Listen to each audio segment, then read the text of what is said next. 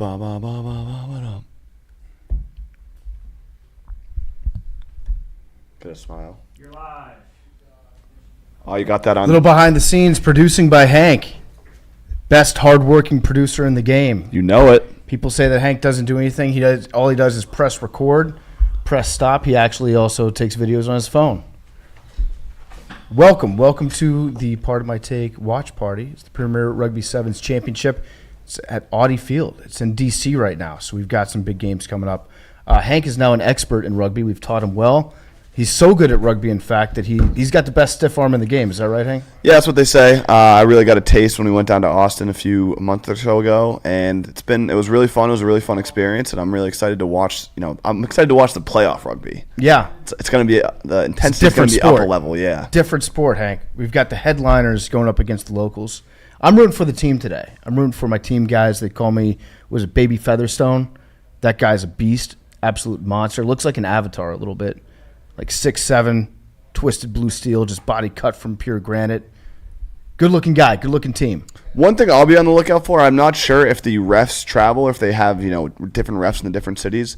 There was a ref in Austin who might have been the fastest person I've ever seen in my life. Mm-hmm. So I'm going to be keeping an eye out for him. Obviously, if we see him, we'll be on the stream and let the people know how to watch. But that's one thing I'm really looking forward to and hoping he's there. I love a good ref that makes himself part of the action. You know that wrestling ref that goes viral all the time, like slithering across the mat trying to get the best angle? This dude gets all the best angles so fast. So, yeah, first game up, we've got it's the Eastern Conference women's match 1. We've got the headliners against the locals. That's the Southern headliners and the New York locals. If you're betting at home, headliners are minus 200, locals plus 160. Hank, what are you thinking? I'm thinking who's plus 160? That's the locals. I'm thinking locals. Give me the local seven. Is it local sevens? Yeah, locals. So they've got a lot of people from New Zealand on that team. Nice. Always good to bet. It's like if you're watching MMA, you want to bet on the Brazilian person. If you're betting on rugby, you want to bet on the New Zealanders, the Kiwis. Nice. Stacey Waka. They've got New Zealand Black Fern. She's a New Zealand Black Fern Rugby World Cup champion and Olympic gold medalist. Manaia Nuku and Tanika Wilson. Big star matchup. Big star matchup today. I'm excited to see. I'll be tuning in the chat if you're watching live.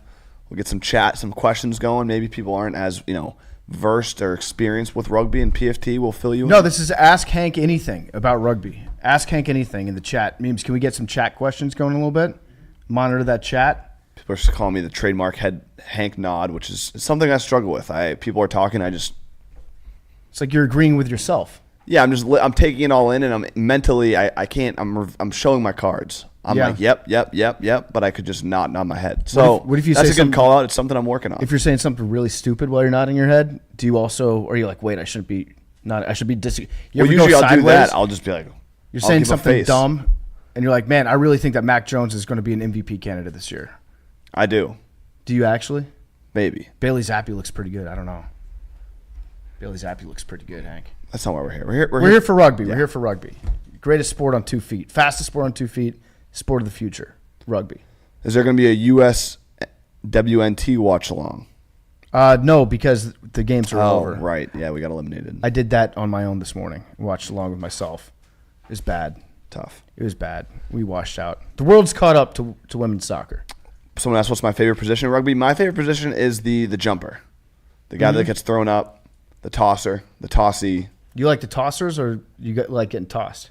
I like getting tossed. Yeah. You look like a tossed guy. My length is good for getting tossed. Yeah. You were pretty good at that. I know. They grabbed you by the shorts, threw you right up there. So you like to – what about your tackling game? We've seen you stiff-arming people, Hank, but I don't know that we've seen you make a tackle yet. Yeah, I can tackle if I had to. I've never really been put in the position. But, yeah, just go low, take out their legs, stay strong, wrap them up. Can we play the stiff arm? Is there any way to cue that up? The stiff arm heard around the world? Yes. We can bring Max in here and do a reenactment. They'll probably show it on the broadcast. Yeah. We're getting ready for the first game if you want to. Let's go. Yeah, let's tune in. Yeah, we got some guests coming along. Yeah, with big guests. The last stop number 4, Bree, 12-7. But DC's a rugby town. Which could lead us Is that me on the right? Things we see on the pitch today. Both sides knew they were locked in, so they probably didn't show a whole lot, right? Absolutely not. Whoa. I mean, they played each other in the Eastern Conference Final. Get physical. I like that. That's some good stretching. They both said to me, The Loonies. Oh, I like the "We know that Loonies. This match today, even though it's the It's a great Eastern name. Conference Final, that doesn't matter. We It know is. that we're gonna have to play them We again have in our what first really matters, guest the if we want to championship wait final. So whenever, they kept their cards just very so you close know. to the chest. All right. Might see a little bit of a different lineup here on both sides. The tactics might change a little bit. I wanna hear more about these Teams have tactics. all played each other once, What's the weather like in DC? It looks a little bit windy right now. Yeah, let's bring them on when the game starts, Steph. Yeah. Sounds In good. this next one, anything else can happen. Great point you make there, Bree. If you're watching and tuning in for the first time, these matches are 7-minute halves, so the game flies. And I'll equate it maybe I like a that. little We've got bit some Old maybe Glory a fans different out there. audience, so to Shout out speak. DC If you're Old a hockey Glory. fan, you watch hockey, Best it MLR goes team. to I was overtime, it goes upset I from didn't make it 5-on-5 out to the 3-on-3. MLR The finals threat, this year. the Shaq was there. possibility, and And usually Dropkick big Murphys. plays happen in a hurry, Shaq and this Diesel. sport is Shaq much Diesel different spinning than some the tunes. 15s Hank's of going to union Lollapalooza rugby tonight, that maybe but you he's see putting or that heard off of because he elsewhere wanted to around the watch the world. Premier Rugby Sevens Championship first. Yeah, one missing for the world. Committed to the game. It is especially for a new rugby fan, just a lot Brian more Cashman's in the digestible to building. understand, and it's so much more entertaining because You guys wearing Crocs? Maybe we'll do a shoey out of the Crocs. as we see these two teams I might try doing a shoey out of my but sandals really in a little bit electric, tonight. and it's gonna We'll be see. A heck of a great first match. Most will tell you the team on the left, the Southern Headliners, the Headliners will call them.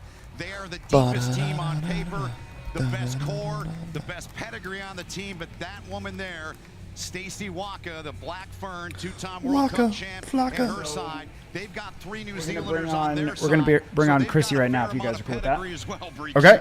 being the great rugby country New Zealand is. Yeah, I mean, There you she look is. There she is. Kristi, what's up? Wilson and Nuku, I mean, those are the Hey guys, international how you names doing? that just Good, good. Can you hear us all right? But then you look at the rest of the Yeah, I can roster. hear you. Can you hear me good? Hamden, Yeah, we got you. We got Kristi Kirshe. Did I pronounce that correct? Hershey. Yeah. Kirshe. Kristi Kirshe. Thank you for joining Yeah, I us. always say, rhymes with Hershey, that's an easy way to. Love it. Okay, so talk us through this because Hank and I I don't think that we've watched these two teams play this year. I know that they have played before. What are you looking for in this game? Who are the players to watch?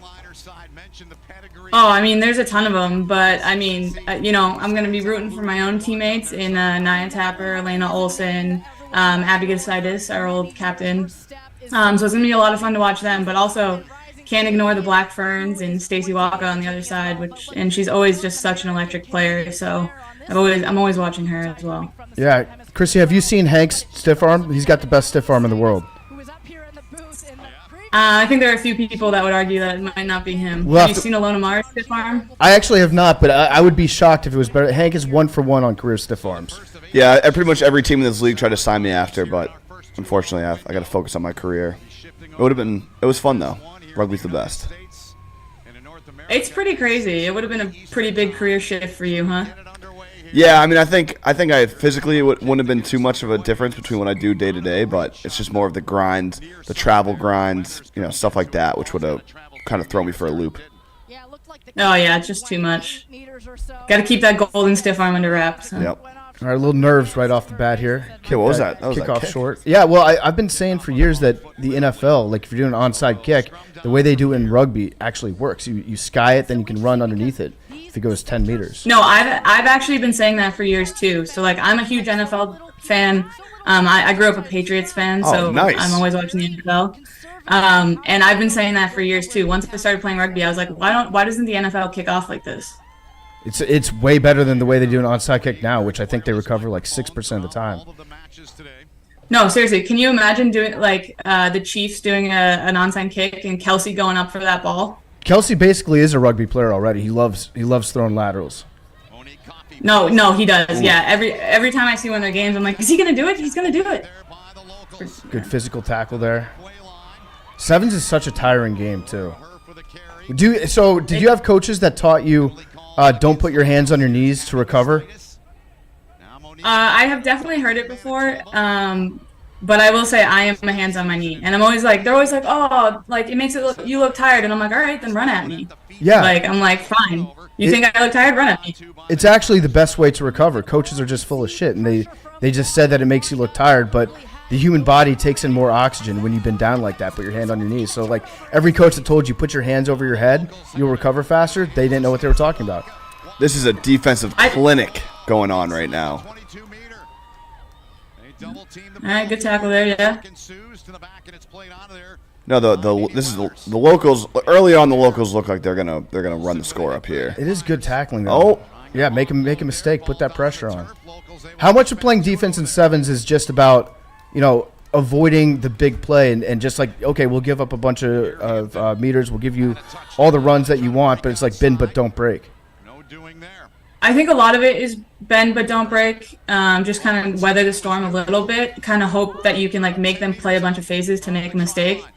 But also, like, I will say, like, starting off a game playing like 2 minutes of defense is like the most tiring thing. So I think that'll make a difference in this game. The fact that the headliners had to play defense off the bat for this long.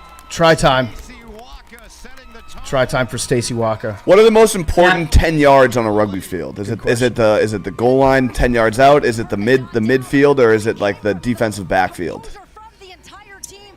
Oh wow. From a defensive perspective, I would say once you get past like that 22 line, like the meters between the 22 and the 5 are probably like, that's like your red zone basically. So I would say those are probably the most important defensively.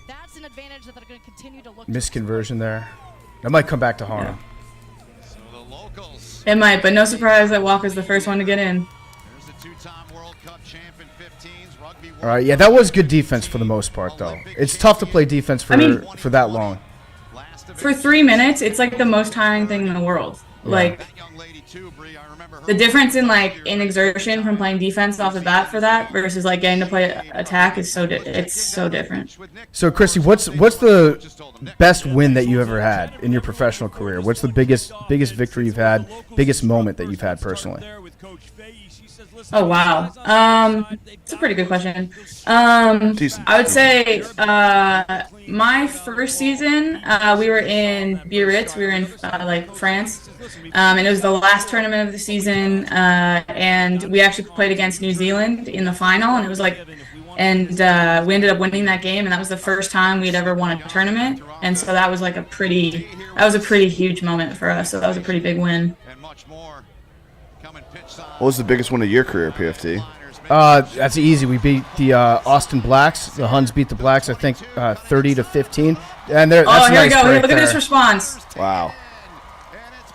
That's fast. Did they score too quickly? There you go. U.S. player Lana Olsen. Do you guys ever talk about that? Did the headliners score too quickly there? It's almost like they didn't take any wind out of the local sails. Didn't put any sustained pressure on them there. I know that's a very dumb question to ask. Yeah. Yeah, I mean, you'd rather get the points on the board every time. And if you look at where the headliners scored, they scored closer to the middle. Should be an easier conversion. They might be ahead right after that. Yeah, that was a nice little break there. Yeah, but Hank, to answer your question, 13-15 Huns over the Blacks. It was legendary. I think I drilled a couple 35-yarders in that game. That was my 2-year Division I career that I had. I had a very, very narrow athletic window there. Now I'm just a bag of milk. Wait, Division I. Yeah, Division I. Is that JMU? No, Division I Men's League. Yeah, okay, that's what I'm saying. Yeah, Division I. Hey, that used to be the top division. That used to be. Hank, you don't know shit about rugby, okay? I don't, but the way you said Division I made it seem like you were talking about college. Yeah, it might have. Who spent some time here as well. That's where I started too. I started playing Division I before I got picked up by the U.S. team. So where did you play? It's a legitimate pipeline. It's a legitimate league.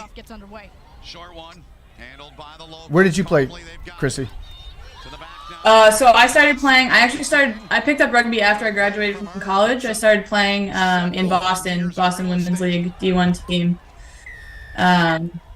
And then I played that for 6 months, and then I got on the USA radar. That's a pretty steep climb that you made. So, do a lot of players do they start playing after college, or are you kind of like an outlier? I think I'm a little bit of an outlier. I think most people pick it up in college. Honestly, I graduated and I was bored and I missed playing a sport, and one of my friends suggested it, and I was like, sure, I can tackle people. I played Pop Warner football when I was a kid, so I was like, I already know how to make a tackle. I can do this. And then I just kind of picked it up. Did you play soccer in college? Lacrosse? Yeah, I played soccer. Yeah. When did you realize that you were really good, crazy good at rugby? Ooh, I don't know that I have realized that fully, but I would say I knew I could do something with it. Probably when I played my first game. it was like I got on the field first game, like I just like everything started to click, you know. I was throwing stiff arms, I scored a few tries, and I was like, yeah, this could work for me. That's got to be a good feeling. You pick something up out of college, and you're like, oh, wow, I'm like incredible at this sport. Where has it been all my life? Great play. It is No, the most that's really what addicting it feels sport. like. It really feels like I finally found like the sport I was supposed to find. It just took me a long time to get here. Yeah, Hank, you were asking about that kick that went out of bounds. You kick for a position, so for field position. So when you have a free kick, you can kick out of bounds. If it goes out of bounds on the fly, then you get a line out from where that went out. It's good to know. Growing the game, teaching the sport. We'll take some questions from the chat, too. If the chat's got any questions for me, Hank, or Kristi, let it fly. Kristi Kirshe is joining us right now. Yep. We got the headliners up 7-5 on the locals. Uh-oh. Safety. There you go. Rouge. I feel like being a ref in rugby is one of the hardest jobs in the world. It's just so fluid. Bodies flying all over the place. You have to... it's also subjective, too. When it comes to the rucks, you have to make sure that you're going in straight ahead, go through the gate. You know all the saying. Also, the refs have to be so fit. Like, sometimes we're on the series, and you'll see the refs out there, like, running, like, sprints and hundreds and everything, because they have to be just as fit as we do. Yeah. There's a ref with red hair in Austin that is still on the top of my mind. He was the fastest guy I've ever seen. They were running down the sidelines, and he just sprinted. He was like Mr. Freeze at a Braves game. Like they were sprinting, and he just caught up to him and blew right past them all in the awesome course of stiff 10 arm. All right, we're in again. That was a Headliners. Great Don't sleep stiff on arm them. by the headliners right there. Jordan Andrews wants to know, who is the GOAT rugby player? Jonah Lamu, I would say, personally, it's my opinion. Kirsty? Goat rugby player. I'm pretty biased to sevens, to be honest, but I don't know. I'd say right now, Alona Mar is really up there in the conversation. I was going to say Dallin Stafford, actually. He got inducted into a Hall of Fame last night. That's the word on the street. I'm not sure which Hall of Fame it was, but it was a Hall of Fame that he is currently in. So everybody say congratulations to Dallin. Congrats, Dallin. He's a good dude. He gives everyone the best nicknames. He does. Did he give you a nickname? Oh, I think he's hit me with bowling ball before. That's good. That's a good nickname.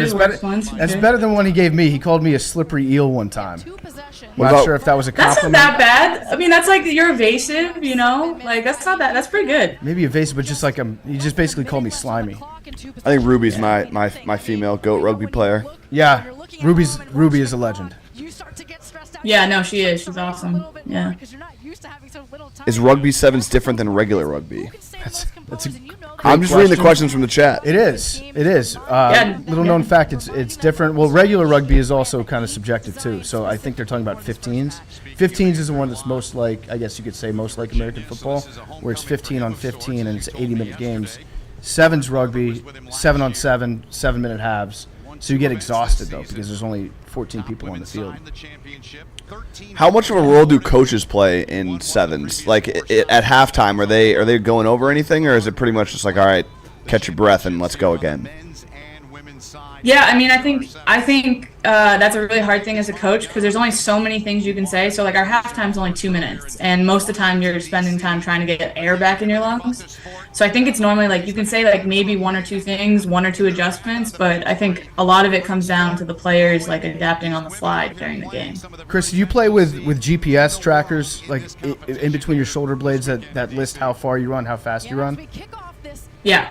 That would be very bad for me. I'm glad that I played before that era because I was really good at like knowing when to just dog it and not run as hard as I could, conserve some energy. I feel like I would get exposed big time after a game when they're like, hey, PFT, in an 80-minute game you ran like a mile and a half. What's up with that?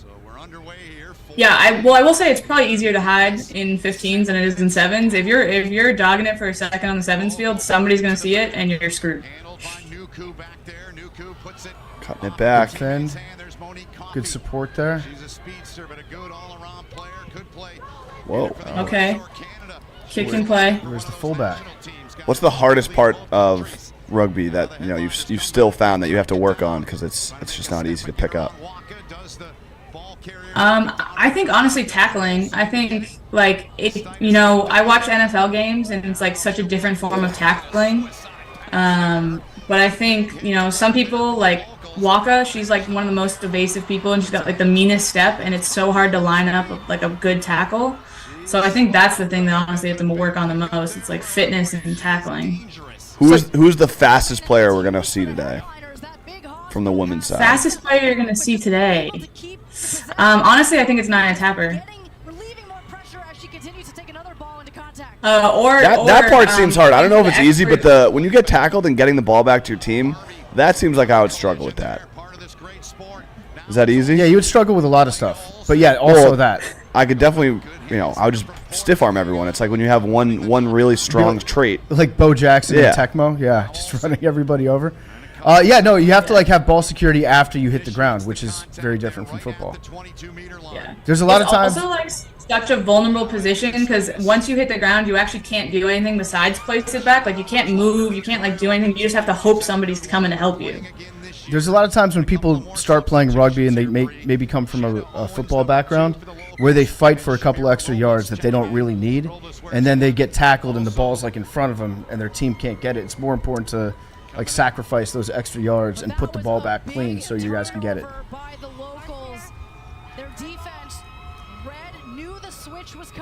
Headliners really putting it to them.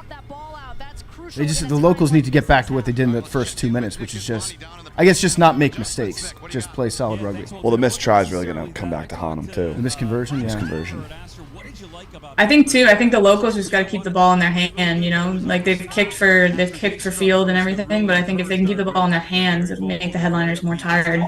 That's how they had success in the first half. But if the headliners have the ball, I think they're going to score. Rugby and rugby sevens in particular is probably the sport that has the most on-field puking, like in the course of the game, where you just puke and keep it moving, puke and keep it moving. Honestly, there's some games that it's just so brutal. Like the intensity of the games is. You can train it all you want in practice, but like the level of exhaustion I've hit in games before, I've been like almost crying in games before from being so tired. It's wild. What was that called right there? Even more so than soccer? Oh yeah, for sure. Soccer is just like a different, like, I feel like soccer you operate at like kind of like 60 to 80% of like your like aerobic, and then you sprint sometimes. Rugby, you're at 90 to 100 the whole time. You're just at max capacity for the entirety of the game. Ooh. Came in a little bit early. Diving. Going to tackling too early? Yeah, so they didn't have the ball out yet, and the defense kind of jumped the gun and dove over. So a couple rules that someone just asked us, what are the rules of tackling compared to football? Yeah, I actually think can you horse collar in rugby? They're better rules. No, you can't tackle high. You can't go above the shoulder. You can't like leave your feet and leap at somebody really. You have to make an attempt to wrap up. If you just go in with a shoulder or with an elbow, that's a penalty, and they'll call that every time. It's actually like I think it's a safer way to tackle, even though they're not wearing pads. I think that if you're under control and trying to make a real tackle where you're wrapping them up, taking them to the ground, you're taking out some of those head collisions and some of the dangerous stuff. What's the hardest you've ever been tackled? What's the hardest you've ever been tackled? Oh, I think there have been a few moments where I'm like reaching for a pass that goes overhead and you just get cut in half, and that is a pretty brutal feeling. Yeah, the hospital pass. Oh man, you get the wind knocked out of you. You're on the ground, and it's pretty brutal feeling. Yeah. Okay, let's see this. Oh, she held on to the ball for too long. Okay, now Nia Tapper is one of the best in the world at those turnovers at the ruck. Oh, didn't get that one. So they've got one person advantage here. They should score. Yep. There you go. Okay. We got a rugby game. Now they're going onside. You do the onside here? Yeah, I mean, you can try to basically do an onside kick every time. Ideally, you'd like to retain possession every time you kick off, but they've struggled a little bit on the kickoffs. And then knowing that they had the All right, they need this conversion here. Keep it within 2. You know, we're good. spotted that gap, took it herself back. Is kicking or passing more And now important? we're just 2 points away. In sevens, Yeah. And I you would can say see here, passing. this is again from that initial Yeah, for sure. Condon gets it out. And Owen I think the passing ability is so important. Like, you got to be able to throw like a 10, 15 meter pass pretty regularly. if you Kicking, you can get by if only a few people on the team can kick. Yeah. Everyone's got to be able to pass. So much easier for your team, as you can see now. in 15s, if you have one really good kicker though, especially at like a lower level rugby, it can make all the difference. Because at like this introductory level of rugby, there's so many penalties, so many stoppages that if you have a player that's able to make field goals, it's like, okay, well, you can just rack up the points that way. She had it. That was a great kick. It was- bounced back. That was an elite onside. Well, They got it back. They got the ball. Excuse me, it is not tied. It's 14-12 headliners, but again, that What are the is overtime so rules? important in these Are there last PKs? couple of minutes here. No PKs. I don't think that they do a kickoff. I have seen it at some levels, but I'm actually not sure what the rules are here. Plenty of time, and it's I'm actually not either. I think PR7 has its own rules, so I'm not actually sure what they are. the locals have the line out, and then they return to full strength for the headliners. Kickoff would be fun. So the headliners. Megan Rapinoe will be really good. You know, She always hits it right over the crossbar. hoping they could have come out with just, no. Oh, is that too soon, man? It might be too soon. I don't know. I was disappointed in the U.S. women's national. I expected more out of them. What they have here, and then attacking out. Yeah, I think it just showcases how hard it actually is to stay at the top. You know, I think women's soccer just has gotten so good. I think we're just seeing that. Yeah, it used to be us and just a handful of teams that were good at women's soccer. Oh, there we go. They give it to her? We might go to one of these. Check it out. See if she was in or Give us out. that TMO. Give us that TMO. Yeah, We need is there pylon cams? there should be. See if she got in. Man, and the locals just executing Wow. here. A little bit of a messy lineup, but able Came back to with a contain. vengeance. Beautiful. And really, it's the dummy runner from the wing. You can see Weathers going in, just really freezing the fence there, and Willison just doing such She a just good job. flew right here. See ya. Distract Tapper as Weathers comes Oh yeah, that's true. Oh, she's gonna get that. Yeah, she should be good. Stiff arming, buys Weathers the extra space, the extra time to get that try. Yeah. The headliners had it. Oh, now it's spicy. They've got a 45 chance. seconds left. One score game. That's one of the most nerve-wracking parts of this game, where the clock's winding down, sometimes even hitting 0, and you just know that any small screw-up that you make, the game's over. Oh yeah. Wait, so when the clock expires, you can still finish the play? Yeah, it's like next stoppage if it's a turnover. So if they commit a penalty and the clock's at 0, if the other team does, you get to keep going. In that first sequence, she scored the first try. Yeah. Yeah, I've played games where we've played like 2 minutes over the expired time, and those are tough. This Yeah, that's rough. restart is so important. Can't make any This kickoff is here, huge. And she makes no mistake as the locals look to apply this pressure. So here's Coffey trying to use that speed. Good play, offloading there. Oh boy. Here come the headliners. Oh, no. 25 Went backwards. All batted. They trying to get to it. It's still loose. Oh, this is chaos. Get it. Oh. Couldn't get it. Oh. And it's called a knock on. Okay. Stefan. So that should. And look, there's only That should do it. 12 seconds, maybe not even that much time now. Mm-hmm. Referee does call time. I hope this is not coming in the stream. Can you hear this, Kristi? As you see it continue to wind down. Hear what? There we go, we're back. Dealing with some feedback as your Hank's farting. They are so fine with buying all that All right, we're time. good. We're back. Referee say 15 All right, yeah, this seconds. is the game right here. They're just gonna look to continue Yeah, they just got to win this scrum, kick it out. That'll be the game. until those 15 seconds wind down and get that ball out. Locals get it. Drag down. Oh, they're just kick the ball out. Careful You won. here. Walker's got it. It's over. You won. What are you doing? Some open space. Oh my God. Back now. Do they not know it's out? This could be bad. They're on top by 3 here. What's going on? They should just kick the ball out of bounds. They've won. Yeah, go kick it out. There you go. Yeah, run away. There we go. Okay. There we go. They're playing Jesus. with fire there at the end. Gotta be smarter. New York locals win it 17-14. Whew! What a comeback. That was massive. Absolutely massive. The headliners say their 4 straight victory streak. So what do you do to recover now That's a after good a game, game? man. What are you drinking in the locker room? What are you eating? In between games? Yeah. Oh, a lot of Gatorade, a lot of electrolytes, and I am always partial to like a peanut butter and banana sandwich. It's always my go-to. I love that. Yeah. Yeah. Also, you gotta get some semblance of sugar in there, you know, gummies or something like that. Those are always a big hit. Maybe beer. Fruit snacks. Any excuse to eat a fruit snack. We got any questions in the chat? Questions in the chat. We have the stiff arm if you want to see that. Yeah, let's play the stiff arm. Kristi, can you watch the stiff arm? Yeah, let's see it. The stiff arm heard around the world. Now, bear in mind, the guy that Hank's stiff arm weighs probably, how much does he weigh? Over 270? Over 220. That was mean, Hank. That was mean. You might not hear it, but you'll see it. Okay.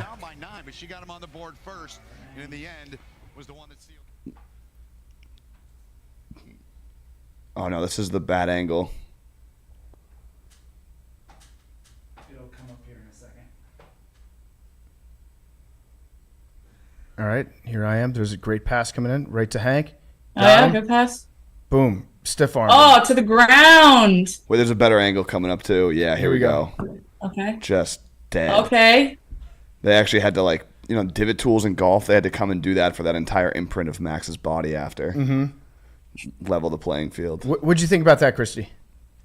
That was a pretty good stiff arm. You know, pretty good location. You know, I always either try to go for high neck or, you know, some people will throw it to the face, and that's like the most demoralizing thing in the world when you just get a nice palm to forehead. Yeah, that is pretty bad. That was a great stiff arm, though, Hank. Do you have any recommendations, any lessons that maybe Max could learn on how to tackle somebody properly, how to improve his form?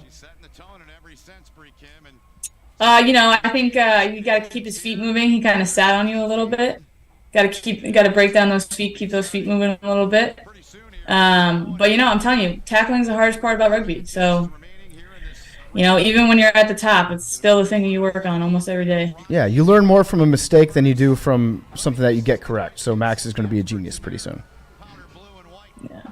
Honestly, I'll say he's like pretty lucky it didn't happen on like, you know, the grandest of world stages. You know, a little bit better for the ego, right? That's true. Yeah, we barely even talked about it. Yeah, this is the first time that we played it actually. So, this is the world premiere of Max getting stiff armed. All right, well, this is another big game here. Yeah, so who do you got in this game? Then we'll let you go. But thank you very much for joining us, Kristi. It's been a blast. So give us a prediction for this game, and then a player to watch from each side. Ooh, okay.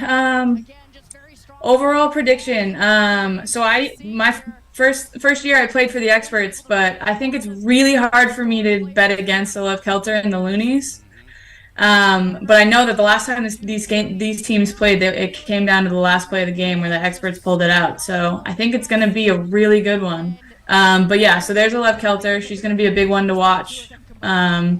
She's one of the best players in the world consistently.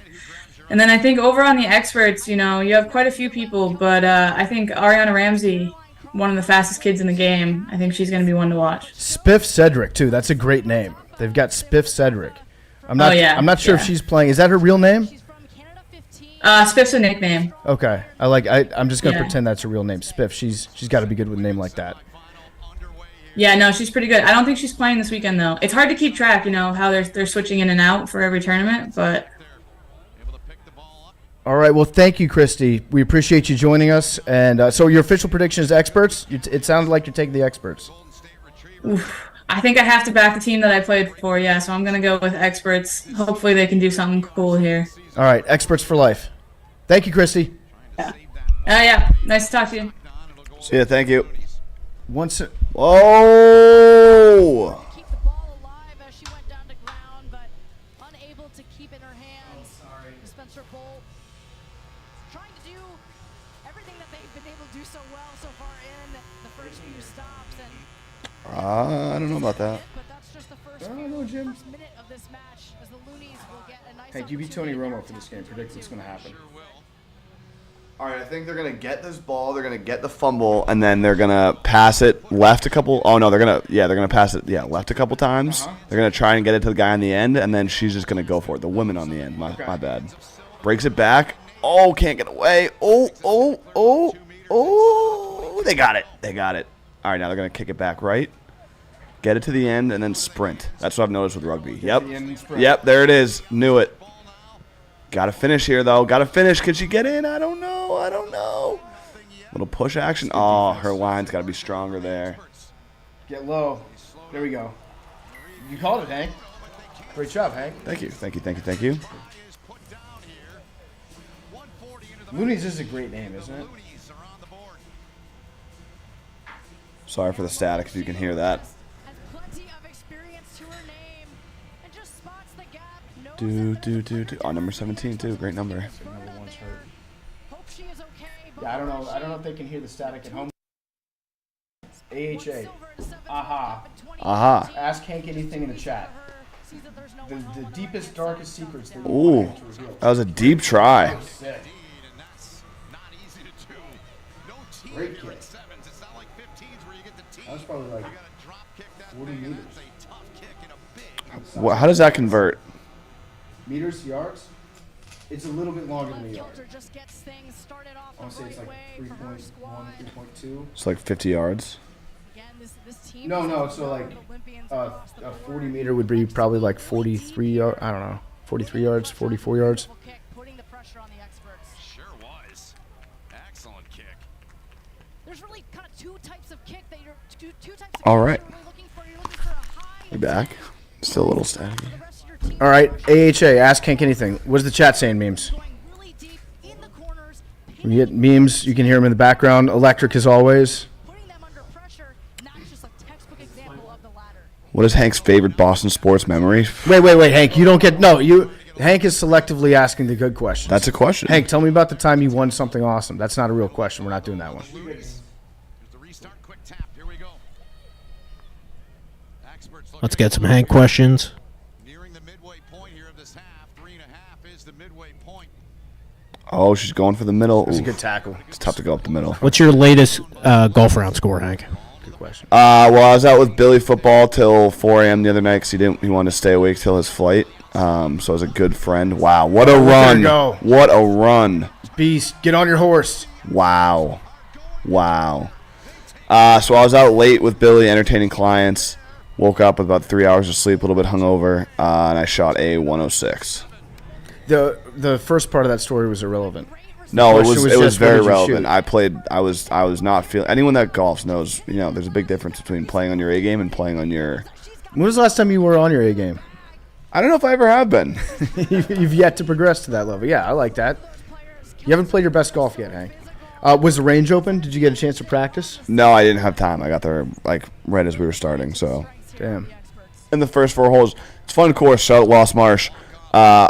But the first 4 holes are really challenging. Then it got a lot easier. But that didn't help. It was just like Walk us through the legendary glove video where you're playing with Frankie Borelli, and you get up to the tee on the first tee box, and you're wearing a glove on your right hand. Yeah, so I had bought, and people, I'm sure other people have done this too. You go into a pro shop and you say, I need a righty glove, thinking like you mean I'm a right-handed, so I need a glove for a person that's right-handed.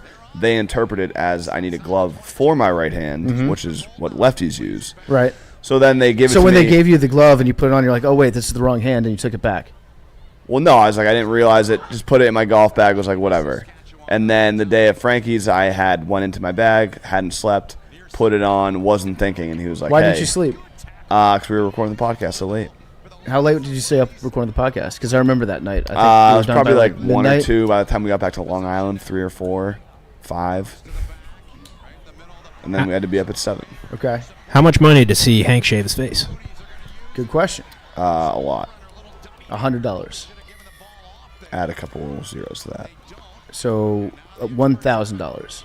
Another zero. Another couple zeros. 10 grand. Yeah. 10 grand directly to me, I'd probably do it. You would shave your face for $10,000.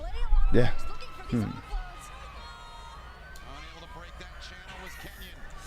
How fast could Hank throw a baseball? High 70s. Cap. Definitely. Cap. I played Legion Cap. baseball. I got all the way up to Legion. You could throw a 77 mile an hour I played fastball right one now. season of college fall ball. Okay, right now you could throw 77 miles per hour. Yeah. How much you want to bet? If you can't, you have to shave your face. No. And if you can, You have to shave your head.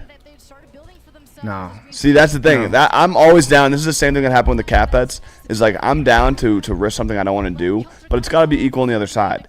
And me shaving my face would be just as bad as PMT shaving his head. And then every time I bring that up, he goes, no, I'm not doing that. Disagree. You know how long it takes you to grow out your hair? You know how long I've been having a beard? Yeah, when was the last time you shaved? A year ago? No. But you could grow that back in like 2 weeks. No. 3 weeks. It would take me 7 It would years. take me 2 years to get back here. Okay. So not equal bet. It is. It's equal in terms of what it means to you. You said 7 weeks? I'll cut 7 weeks off my hair. No, but that's What is that, 6 inches? shave so you're bald around on the top. Long hair on the No, that's even worse. Why? The top of your head grows. The top of your hair grows fast. Yeah, but it doesn't grow as fast as your face does. You'll get back to a beard in no time. Nice kick through right there. Little kick and chase. So that's a field position switch right there. That's a mental game. Ooh, behind the back, little razzle dazzle. A little hot sauce rugby. Hot sauce was so good. You ever watch him, Hank? Oh yeah. The Professor. I still love N1. My godson, the Professor. How far can Hank kick a rugby ball? Good question, Hank. Do we have any video evidence of you trying to kick a rugby ball and completely whiffing? Do we? I think we do. I don't know if it's in there. Oh yeah, I think it is in that video you just showed, Stefan. Yeah. Can we cue that up? Yeah, give me a second. Okay, Hank's trying to kick. We're going to answer this question live with video documented evidence. Oh, that's a bad try. Bad pass. What NFL player do you think would be the best at rugby, Hank? Tyreek Hill. Yeah, he'd be pretty good. Mr. PFT, could you give a Rugby for Dummies version of how points are scored? Yeah, it's like football. Fun fact, they call it a touchdown because in rugby you get into the try zone, which is the end zone, and you have to touch the ball down for it to count. So when they're making up the rules of football, that was originally one of the words. You had to touch the ball down. You just didn't have to break the plane.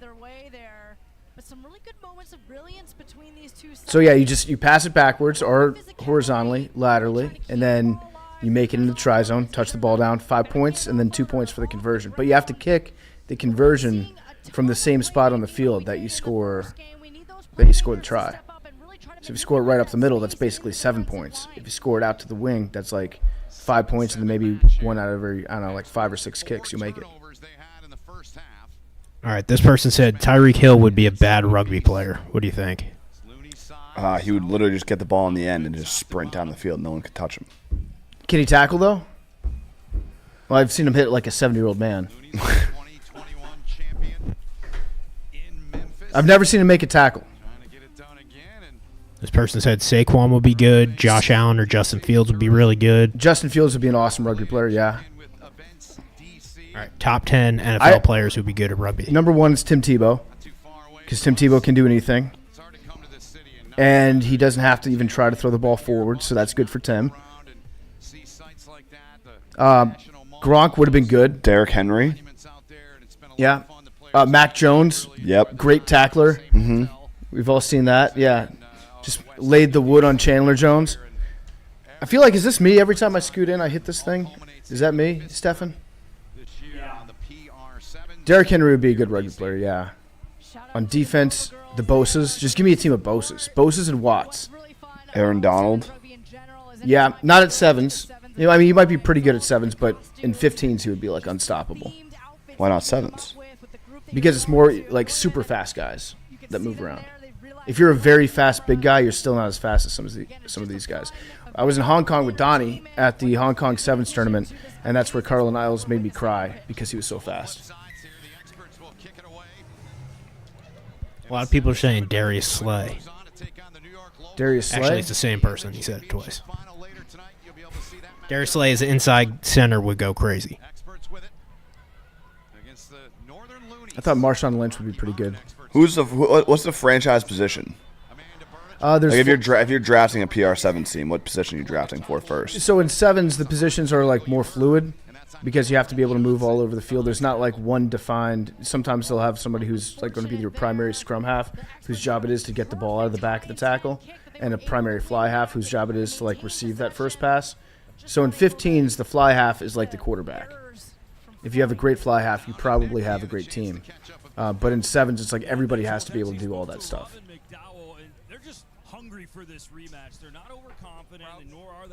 What's a Yankee pass? A Yankee pass. I'm not familiar with that one. Neither am I. Is this a Josh Allen? Are we getting D's nuts? We might be. I think we're getting Josh Allen on this one. In this video, I do not see any Hank whiffing, unfortunately. Okay, apparently damn. Hank deleted all the footage of him whiffing on a kick, so it doesn't exist out there. I think it was all over social, though. There's plenty of you kicking though. To answer the question, I think Hank could kick a rugby ball 5 yards. Oh, no whistle. Play till the Ian whistle. Christian McCaffrey, good call. Yeah, he'd be good. What should we get for lunch? Sound off in the comments. How'd Max Homa be at rugby? Max Homa? Yeah, professional golfers. Do they have a shot at this? Dustin Johnson. Dustin Johnson maybe might be good. I mean, Brooks. Brooks would be a good rugby player. He's strong enough. Max is a little too wiry. I feel like he's too sarcastic to be a good rugby player.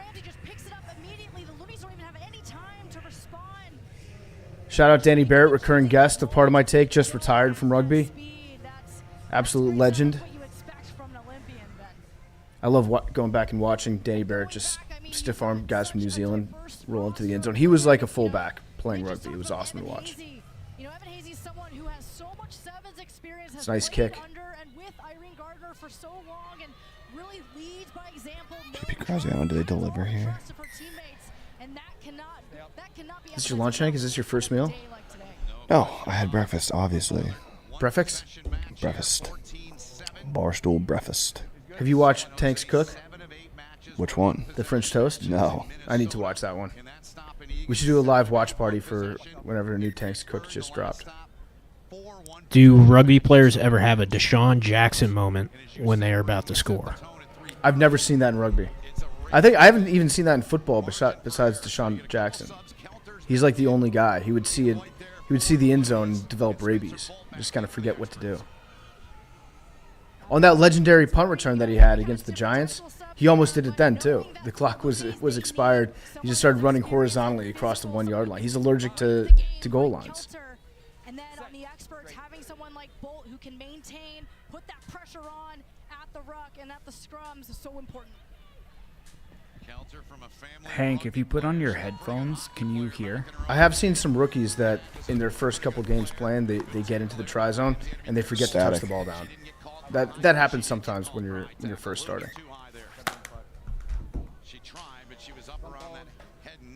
There we go.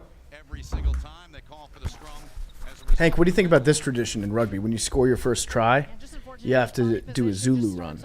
What's Are you that? familiar with that? Just take off all your clothes and you run across the field after the game, go around the goalpost, then run back. Sounds like some Northwestern activities. Yeah. The car wash. Just guys being dudes. And thinks that with the ref call not happening in that moment that maybe she's won it back, but gets dinged there. Scrum here for the Loonies. Delaney Aikens a roll in. Oh, Loonies. she's Oh, fast. baby. She's so wow. fast. We're going to have a tie ball game. Maybe. Oh, wow. Good closing speed. Oh. Oh, no. Oh, no. That was Is that a like safety? It was like DK Metcalf against Buda Baker with that Ben rundown Johnson. right there. Down by the Loonies. Scrum to the experts. Is hair considered part of the uniform? Hair, you can't tackle by the hair because it's a high tackle. She had that. Sneaks right around the scrum. Bolt. I guess maybe if you had hair that went down to like Benjamin the lower Watson, back. not Ben Johnson. Yeah, Ben Watson versus Champ Bailey. that's a great play. I love watching the highlights of that, where he went across the field. Pythagoras theorem, the hypotenuse of the triangle. These are all terms you're familiar with, Hank. Mm-hmm. In this match. There's the verdict. So a key moment in this match. That might have been the game. Team with this scrum. Hustle. Top by 7. To the back, they get it out, trying to exit. They're going to be in trouble here, though. Offload, good play. Oh, Free Ramsey trying to track it. She can't. Who squats more, Hank or PFT? PT could probably squat more than me on one leg. That's a That's, probably accurate. How much can you squat? 120? Maybe 150. Yeah, come on. What's 2 plates? 2 plates is 135. Yeah, You can do that? definitely. Yeah, I can do that in one leg. I was in the gym, actually, not to brag, just a fact. I was in the gym Saturday morning, getting back in the squat game. Body does not agree with squats. Once you turn the age of like 35, I'm going to be sore for like a week. Yeah, me and Billy were out the other night, obviously, Oh, you haven't talked about that. and we started talking about weightlifting, and he was really like, you gotta just bench and squat, and then you get gains all day. And I was like, damn, you're probably right. Mm-hmm. Squat's the best exercise. Oh, nice line. It's a good line, Hank. So you don't need to do abs, you just need to bench press. That will get you abs. And I was like, you're kind of spitting. And squatting. Yeah. Yeah. It's all about the core. That was a good line right there. You see that? She ran it like to the inside, back towards where the pass was coming from. Big conversion, easy. PFT, what was the dirtiest play you've ever seen live in a game? The dirtiest play? One time a guy put the ball inside of his shirt and then just kept running with it, and it was like stuck to his abs as he was running down the field. That was pretty dirty. You used to be able to rake a lot more with your cleats. They took that sting out of the game a little bit, but back in the day, you used to be able to just stomp on people. If they were laying on the ball, you had to get them out of the way. You just stomp on them with your cleats. Now you have to like rake and try to pull them away. I broke a poor kid's nose last year in the alumni game, though. Sorry if that guy's watching. I apologize. It wasn't even that good of a play. I just, like how she was talking about getting that stiff arm right to the forehead. I accidentally got this guy in the nose. But it looks sick. You just stick a tampon up your nose and it stops the bleeding. Are there red cards in rugby? There are red cards. Yeah, you can go to the send bin for a yellow card. This person's question was, how often do they pull red cards in rugby? Yeah, like once. It depends on the level, but like once every other game. I still get emails from the Texas Rugby Union back from when I used to play where they write up like discipline reports. For some reason, they still send them to me. They send them to everybody that's in the league. So like every other day, I'll get something being like a very well-written write-up about a guy just kicking another guy in the face and knocking his teeth out. High tackle. Okay, they just gave him penalty try right there, Hank. So this is for the game? That's for the game, yeah.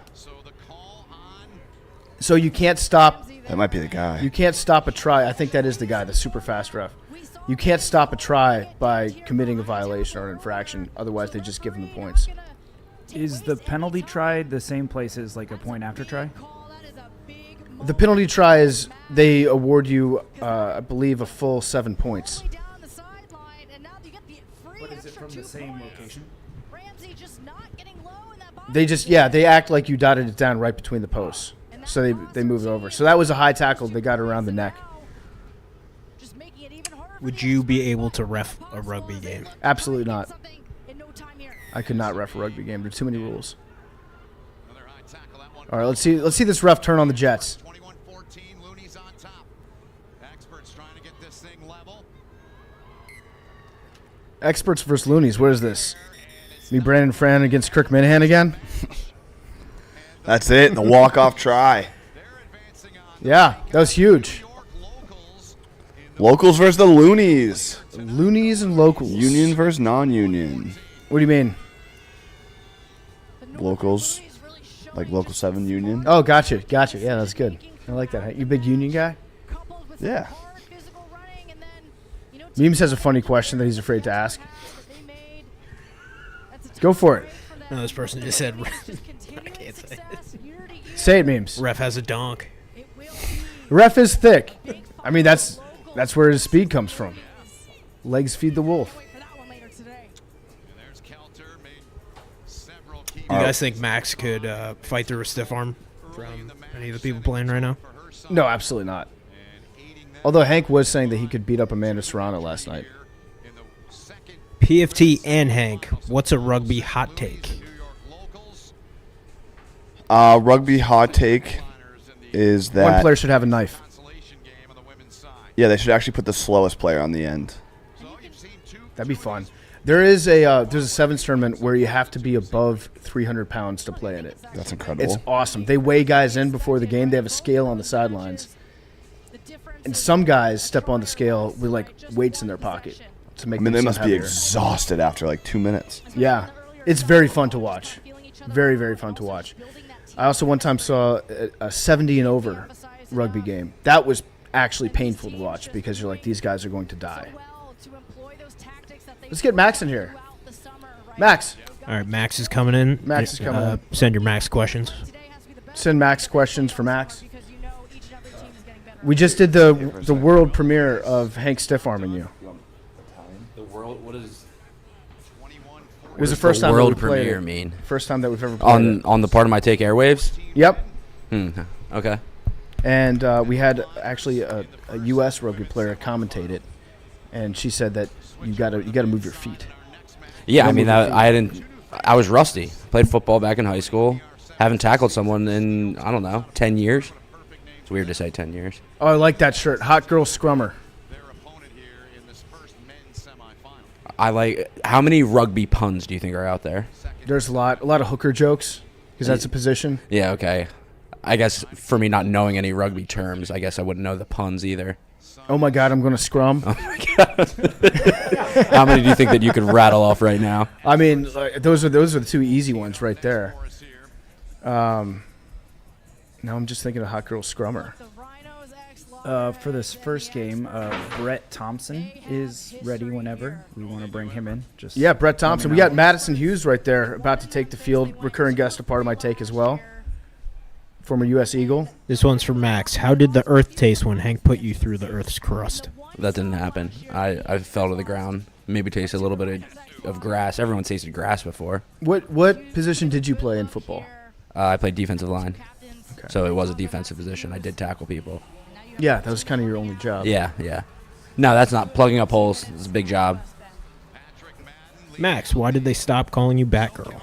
That's a good question. We just kind of forgot about it. I mean, Max has done so many more ridiculous things than be Batgirl that it kind of there's one way to get rid of a nickname, and that's to do something even more ridiculous that people forget about the old nickname. Yeah, and they just move on. It also didn't really it didn't really flow that well. Max, do you regret your Mount Rushmore pick? Not for a second. I think that got us the point. I think it was disgusting. What position would Max be in rugby? You'd be a prop. You'd be a prop for sure. I was about to say something nice, but no, you'd be a prop. Yeah. What does that mean? You're the big guy up front. Oh yeah. That like you touch the other guy on the shoulder and then you just slam your heads together. That's fine. Is that like fullback? Kind of like it's more like an offensive lineman. Okay, you could say yeah. I want to see Jordan Mailata get on the field again. His highlights are so fun to watch from when he was. What was he, like 14 years old, and he's playing against a bunch of guys that weigh maybe a quarter as much as he does? He is a freak of an athlete, an absolute freak of an athlete. I mean, I remember watching in Austin, these guys are really good athletes as well, but I couldn't imagine Jordan Mailata out there on this pitch. Yeah. Pitch? On the pitch, yeah. On the track. On the track? That's Hell yeah. actually what Hell we yeah. call it. Jake Marsh is in the chat. He just want to say hi. What's up, Jake? Hey, Jake. How's it going? Cool. Very cool. Very cool, Jake. We have Brett Thompson that's going to be joining us. You want to bring him on now? Okay. Brett Thompson going to be joining us for this game. I'm on the experts. I'm riding the experts on this one. Do we still have the team? We still have the team coming up. Right, yeah. good. So I mean, I'm a team guy. I root for the team. Guy. Let's go team. Nice pass. PFT, did you have a rugby nickname? I had a couple rugby nicknames. They call me Leg. All right, we got Brett Thompson joining us. Brett, how we doing? Hey, what's up, guys? I'm doing pretty good. You? Good to see you. Good to see we got Max here as well. This is going to be a great game. Max. I'm on the experts in this one. Who do you like? Yeah, I think it'll be a pretty good matchup. You got a couple of the Olympic players on, I guess both. You got Madison Hughes on the experts, and you got Matai Leuta on the Rhinos, so it should be pretty close, but I got to go with the Rhinos. So, Brett, what's your background? Where are you from, and when did you start playing rugby? I started playing rugby basically from a child. My dad's Irish, so I grew up playing Tempe, Arizona for Tempe Old Devils. And then I basically played all throughout high school, but there was no high school rugby actually in Tempe, so I had to play men's at like 16. And then I actually went and played college football at University of Arizona for 2 years. But then once rugby got put in the Olympics, I decided to pursue rugby full time. And then played a season in Ireland, played a season in Edinburgh, and then played about 9 years for the Sevens team, and also played some 15s for the Eagles as well. Did you watch the game yesterday? I didn't catch the game yesterday. No, I didn't. What happened? It was good. I mean, we didn't lose, so obviously that's a positive. But no, we played Romania really well, so it's of those places you played, which was the hardest place to play? Like, what was the most competitive rugby between Ireland and everywhere else? Well, I'd say the biggest jump for me was when I went to Ireland, because, like, in the U.S., when you get guys who maybe have never played rugby before, but then they start playing rugby, it's usually they rely on the athleticism, because, the U.S. has some of the best, like, average athletes kind of in the world. But in Ireland, like, they wouldn't necessarily be the best athletes, but they had the highest, like, rugby IQ and skill level. So that took a while to kind of, like, adapt to their kind of skill sets and understanding of the game. And they're just rough, let's just say. Yeah. When I started playing men's league, I was shocked at how dirty these old guys were. And you playing as a 16-year-old, that must have been kind of shocking to be like, wow, these guys cheat a lot. Yeah, definitely some flying elbows and some headbutts at the bottom of some tackles and stuff like that. But it definitely taught me how to avoid people tackling me. So there's definitely an advantage of that. That was a great kick ahead. I hadn't seen that yet today. Yeah, that was awesome. Yeah, he's a up and coming Eagle. He got capped this year. This player here. So, Brett, a few years ago, we tracked the U.S. Sevens team, the men's Sevens team, when we were going on that crazy run. And Hank used to always bust our balls because they would, the U.S. team would finish second place in a lot of tournaments, and we'd be on track and still be in first place, even though we came in second place like 5 tournaments in a row. It seems like this was like a down year from the peaks that we've had in the past. Are we about to reload? Tell me we're about to reload. Yeah, of course. I mean, that's the whole idea, right? Like, I was with that team 2018, 2019. Like, I've had a lot of up and downs, just with injuries and natural part of the game. But a lot of guys from that Olympic team retired from the 2018, 2019 season. So you got a lot of youngsters like Naima, who's kicking the ball right now, kind of stepping into position. And I think it was just a huge rebuilding year for us last season, and a lot of potential really highly skilled players in camp now, so I think it's just a matter of time, And it's also difficult with the MLR, like when rugby became professional in the US in 2012. So like at that time, it was kind of the best players in the country. If they were able to play sevens, they did play it. So it's kind of the best players in the country for the most part. And now with MLR, it's kind of they have more options. So which is a good thing, but obviously our best chances to compete internationally is in sevens. So it kind of makes sense for us to push for a medal. Nice little slip there. Yeah. Brett, have you seen the clip of Hank stiff-arming Max? Have you seen that yet? I don't think we've queued it up.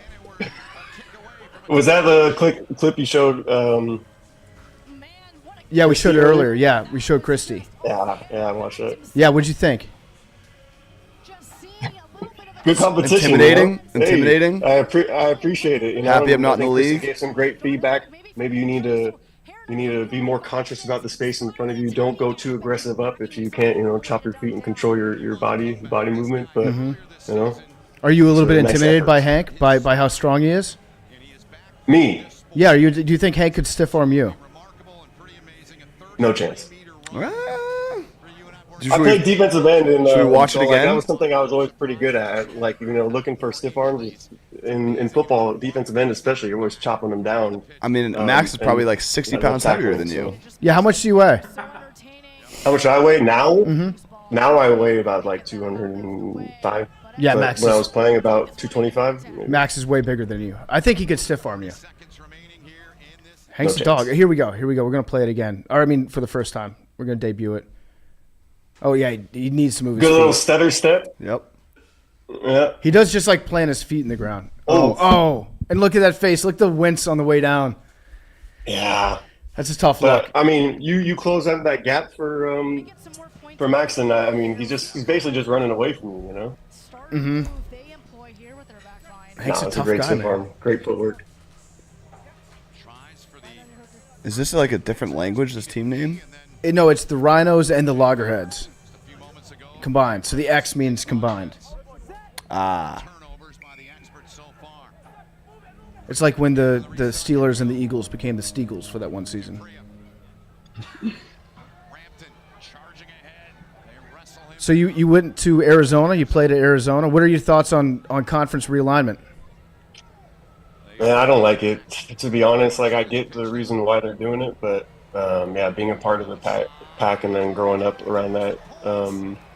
Tucker Trickey, this kid's a pretty exciting new youngster. Great You can flow. see him- Yeah, look at that. I love how it's commitment. still on the top. It's not moving on top, and it's just It's like Mike Gundy. bouncy almost. on the bottom. That's a great balance there. You know, it's difficult to find someone who can, a barber who can pull that cut off. Yeah. You know? Where's he go for that? I feel like if I just saw that guy on the street, I would just be like, that dude's Australian. His dad's Australian, actually, so it's not too far off. There we go. That's So, Australian. so what do you do at halftime, Brett? What do you do? You're exhausted. What do you do to catch For your me. breath? Do you just stand there on the sidelines and you're like, don't talk to me, let me breathe? Yeah, basically, for me, it was always like doing everything I can to just catch my breath. Luckily, we would always have like people coming around with the like the ice towels, you know, that would usually Yeah. help. But you know, coach is talking in the middle, but half the time you can't even understand what he's saying because you're so exhausted. Yeah, is there such a thing as halftime adjustments in sevens? I mean, not so much. I don't think the game is too fast. Like you can kind of talk about maybe things that you're doing as a team that you had planned on doing, but you're not. Maybe small adjustments, but overall, I mean, as I think Hank was talking about earlier, like, you know, pass the ball to the outside and then just run. You know, because it's a pretty simple game when it's played well. I was the king of being like, we're beating ourselves, guys. Come on. We're making all the mistakes out there. And you just convince yourself that you could beat anybody if we just clean up all the mistakes. You could be losing 30-0. You're like, we gotta clean up the mistakes. We're beating ourselves, and we gotta want it more. Yeah, the classic. Hey, just be better. Yeah. I used to love when there would be times I'd be watching the U.S. team and Danny Barrett at halftime. You could just see him being like, okay, just in the second half, I'm just going to get the ball and run at everybody. I'm going to try to run directly at as many people as possible. Well, Danny was one of those people when he spoke, you like, even if you're blacked out, like being tired, you heard his voice. Like he only spoke when he really felt it was necessary. So it was like you almost snap out of it and be like, oh shit, Danny's mad. Time for the rest of us to get pissed and just start running at people. But no, it's luckily with that squad and that group, there was a lot of motivational people. Like you always had Madison getting all fired up in the middle. Speaking all quick in his British accent, so also sometimes you don't know what he's saying, but it sounds motivational. It sounds like he knows what we're talking about, yeah. Has Carlin Isles ever made you cry because he's so fast? Yeah, I was hearing that earlier. I was on a hefty amount of MDMA at the time. Yeah, that's why. Because I was actually in Hong Kong as well. I think when you were in the South Stand, which is I'm sure that's a dream of mine at some point to go out there and kind of get loose. It's fun. Like you're saying. You say you want to go until the very end of the night when they start throwing the cups of pee, and that's when it gets real. It gets real very Like the vibes. fast. They throw cups of pee? Yeah, Phone showers. there's people that they just stay all day up in the top of the stands, and they don't want to go down and go to the bathroom, so they pee in their cups, and then they just start throwing piss. Yeah, because you would have to wait in line to get back to the South Stand, and usually it was like you had to wait for a couple hours, but people are just like, no, rather just piss. Yep. At the end of that video, you can see me and Donnie. We're like signing off for the evening, and there's just piss raining down on us. No, but Colin Alves never made me cry because how fast he was. It was mostly just, you're the fastest person in world rugby, but you're also the most late to meeting. So it was more of that was pissing me off. No, but C-Fly. Is that illegal? That guy just took out the center. The guy that was standing over the ruck? Yeah, he just tackled the snapper. So you can do that. You're allowed to hit the guy and drive him off the ball, but you have to do it a certain way. You have to go directly at him, and you can't dive into him. So you can't come in from the side and you can't dive into him.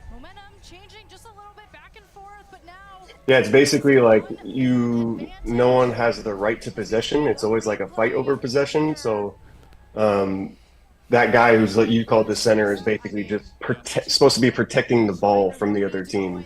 The other team has every right to kind of clear them off and try to win the ball for their team. Someone in the chat said, a team called the Experts, but they are losing. Call me Jeff D. Lowe, but where have I seen this before? Ha ha! It's a good joke. Remember when I made it 30 minutes ago? Have you done the Daily Dozen today? No. I started it. I forgot about it. Got bored. Blake was probably chewing something. Memes, do we have any questions? Any questions in the chat for Brett? I'd like to open up the floor for questions. Brett, scrum caps in sevens, yes or no? I say no. I mean, like, if you have a cut or you maybe got concussed and you want to think you're actually doing something to protect your brain, maybe. But I think for cuts, it makes sense. It's a scrum cap, it's designed for the scrum and you sticking your head between people's thighs. So, no, I don't think so. What position did you play? I played scrum half, and that was mostly just because I was the smallest person out there, so they're like, naturally, you're close to the ground, you be scrum half. But I did occasionally wear a scrum cap when I played as a scrum half, which I took a fair amount of shit for. Deserved. But it was mostly because of the long hair. That's the element you missed. If you've got a cut, a concussion, or you got sick flow that you need to keep out of your eyes, then you can wear a scrum cap. There you go. Yeah, you don't usually see a scrum half with a scrum cap. No, it's a big time soft. You're a trendsetter.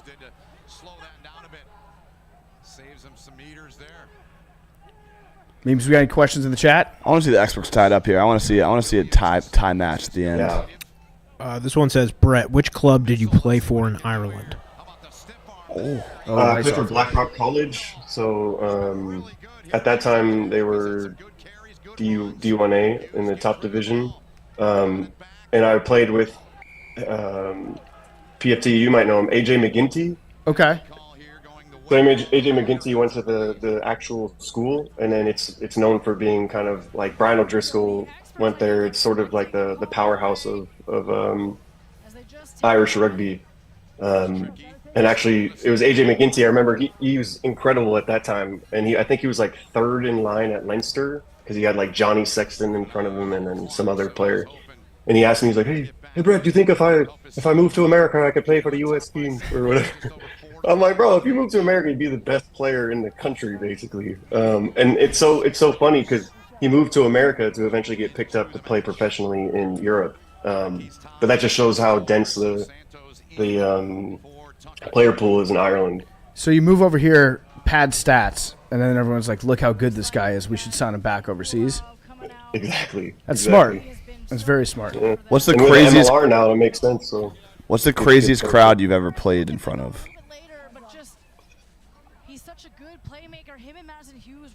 In rugby, it was probably the World Cup, 15th World Cup, playing against South Africa in like London's, I don't know, it's some stadium in London. I can't remember what the specific name of it was, but actually, it's not true. I think we actually sold out Soldier Field when we played the All Blacks and got spanked. But it was an incredible. Not spanked as much as the second time we played them in Washington, D.C. But that was a tough game. I was there. I was actually at both those games. The one in D.C., I think the spread was like 100, or maybe like minus 95 to New Zealand, and they covered. It was sickening. That was. What separates them from you guys? Like, how are they that much better than you guys?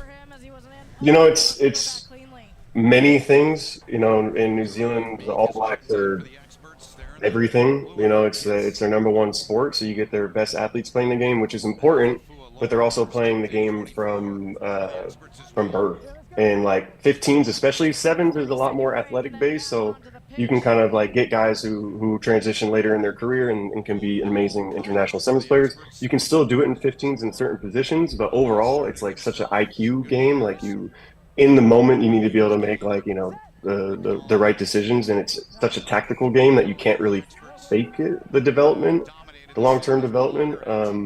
So it'd probably be that, you know, we've got some good athletes playing for our national team, but what's cool is the youth game in the country, in the U.S. is growing. So now that we got young players playing at like 8 and 9, just like in New Zealand, give those guys, by the time we have a World Cup, maybe not that quickly in 2031, but soon after that, I imagine we'll be competing with some of the best in the world, the tier 1 nations. And I'll give a quick shout out to ERA, which is Eagle Impact Rugby Academy. They actually just went to Ireland and they played some of the top like select side, let's just call them like county teams for the most part, which are some of the best in the world, and they're starting to beat those teams. So like kids that are like 12 to 16 have already played the game for like 4 to 8 years. So it's coming. 2031. Yep. It's coming home. 2031. It is coming. It'll already be here. Yeah, it's gonna. Hopefully, we don't know which stadiums will be playing in, but I know like all the top ones in the country are in the mix because it's one of the biggest sporting events in the world. Mm-hmm. So even if we can't get Americans there, which we hope to fill out the stadiums with Americans, you'll definitely get the international community coming to party in the USA. Let's get a try here.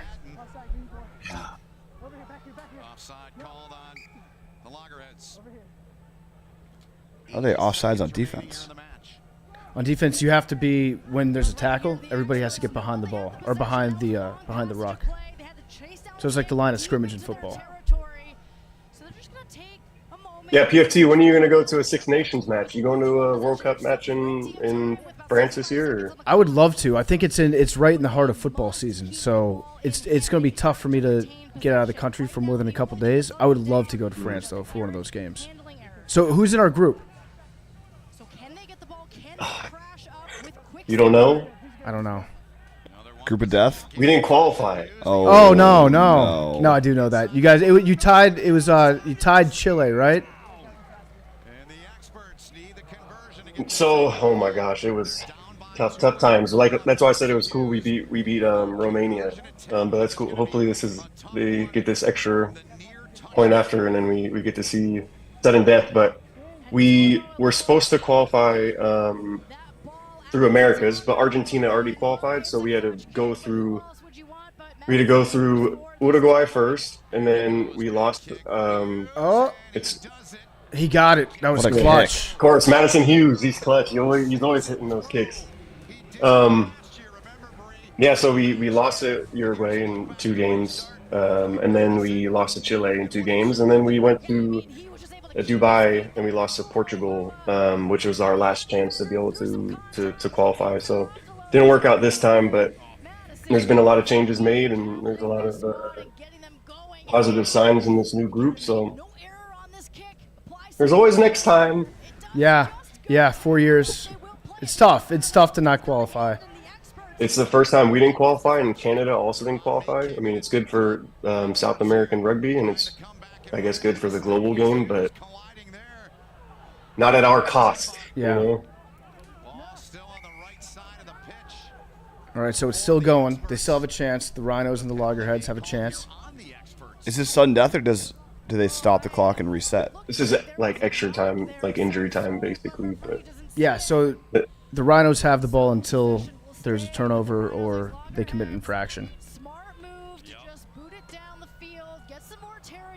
What would you do here, Hank? I would probably get my fastest guy on the end, and then I would work the ball to the opposite side of the field where he's at, and then just let him go for it. Let him cook, yeah. Maybe one cutback. Do a little stutter step, take him to the outside. Yep. The stiff arm. Oh, here we go. They're doing it. Let's see it. Coach Hank. Cut back. No cut back. Oh, he did. Hank! He Oh, He did. gave him the fin. Good coaching, Gave him the Hank. treatment. Easy money. Wow. Experts just stay losing. Gotta get you in a jersey next year, Hank. Or get him an iPad, put him on the sidelines.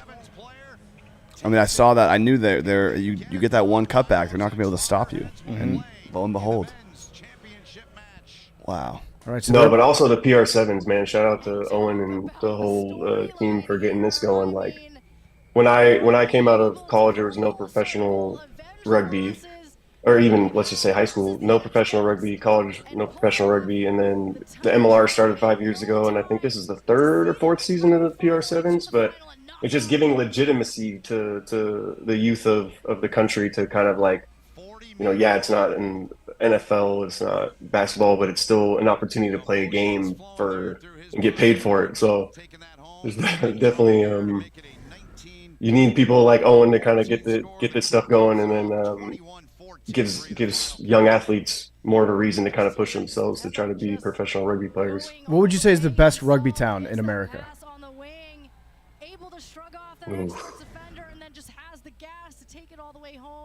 From my experience, Denver was actually always a big rugby hub. They have a lot of youth teams, but also the Bay Area. Like I think half of our team was from the Bay Area. Palau, Niua, you had like Jack Halililo, a bunch of guys from that area. So they're developing a lot of talent, a lot of Polynesian influence up there. So yeah, probably Denver, the Bay Area. Yeah, Denver. The altitude is real in Denver when you play rugby there. It hits you after. Well, you know what it hits you is in warm-ups. You get gas just getting ready for the game, and then you get your second win, and then it hits you like start of the second half. You're like, oh shit, I got 40 more minutes of this. Yeah, but you're a kicker, right? So you must like that part of it too, the altitude. Oh yeah, I'm good from 65 in Denver. Easy. I did play one game there. That was my best rugby moment. Would be the Sweet 16s, the national Sweet 16s. We were winning after 60 minutes. It was a team that we had no business beating, and then it doesn't matter what happened after that. But that was a great time. We won. If the game was 60 minutes, we win. Who else you guys got on it? You got Kristi, and then who else is coming on later? I think it's the two of you, unless they added somebody else later. We have Oh, cool. Steven. Thompson? Yes. Oh, it's Steve Thompson. Yeah, he's been in on the waiting room, so we can get him on after you. Okay, cool. Well, yeah, we'll have him on for the next game. He was on. Ask him about noodle bags. Noodle bags. Okay. Is that safe? No, for he's work? a legend. No, it's PG-13. Okay, good. All right, Brett, give me your prediction for the next game. We've got the team and the Steel Toes. There he is. There's Featherstone. That guy's a beast. Like Kristi said, the rosters change up quite a bit because so it's a little bit difficult. But you had Ben Pinkelman on the Steel Toes in our last match, and he's a beast. So I still think it's a Steel Toes though. I still think it's Steel Toes. You don't know ball, respectfully. Yeah. Featherstone. Featherstone's going to run some people over. Featherstone, this guy. Yeah. I mean, also, you just appreciate a good flow. Yeah, so actually Hank asked a good question earlier. Is the hair considered to be part of your head? If you've got hair that goes down to the small of your back, if it's like waist-level hair, can you tackle a guy by his hair? I think technically not, which is kind of an advantage, right? Yeah. Yeah, it is. You just let your hair grow and then just... What are you supposed to do? There's no... Because half the time you're grabbing a jersey to try to pull them back in. Yeah. So I think it is a penalty if you grab someone by the hair, but I'm not exactly... Just get the guy with the biggest hair possible. Untackleable.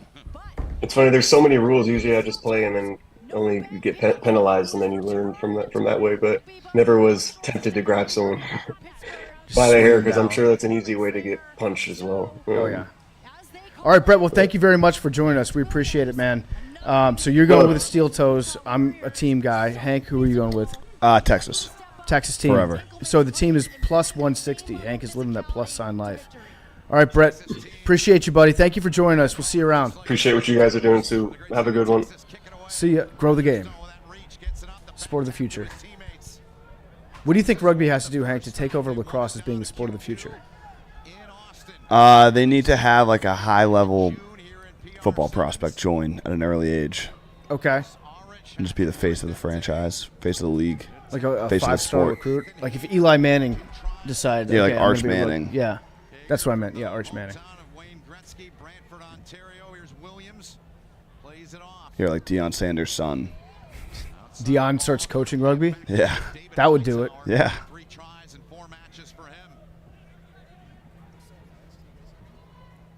I would love to see a 0-0 game, just a defensive battle. We should get Max in here for team. Max, the team guy. Remember when we were there? Yeah, Screaming team. that's right. We have Steven, if you want to. Yeah, let's bring him on, Mr. Thompson. What's up, Mr. Thompson? How we doing? What's up, fellas? Can you guys hear me? Yeah, I hear you great. Stash is looking great. Thank you. I appreciate it. So this is, dude, Featherstone is so good. Have you played with Featherstone before? I haven't played with him. He was on the Hong Kong squad in what would have been, the Hong Kong and Singapore tour this year. He's a really good player. He's somewhat new to their program, so he'll be around for years. I have a feeling he's been really good in this whole series. Yeah. What are your thoughts on the rugby today so far? What stood out to you?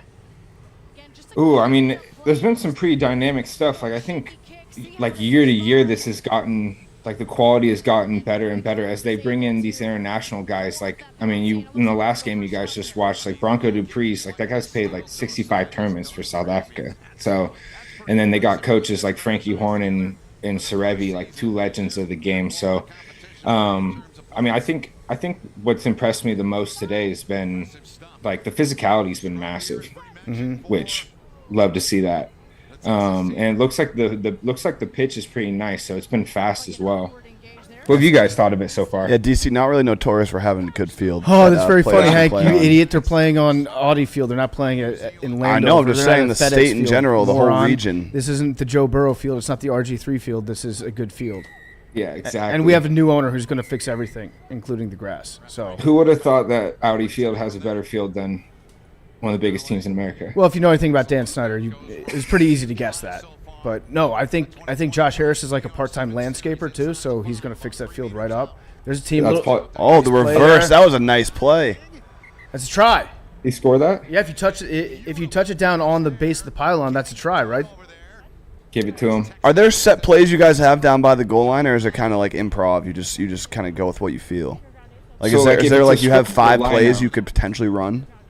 If it's a scrum or a line out, we'll have plays, but once you get into open play, it's really just consistent reads. Like there's nothing like that wasn't planned. Yeah, that was a play, but it was a reverse. Like the guy had to be ready for it. Yeah, well, he was probably yelling at him that he was coming. But like Jerome Nale saw like there's a little bit of space on the short side, so he was probably just screaming as he came around the corner. But no, that was all on the fly.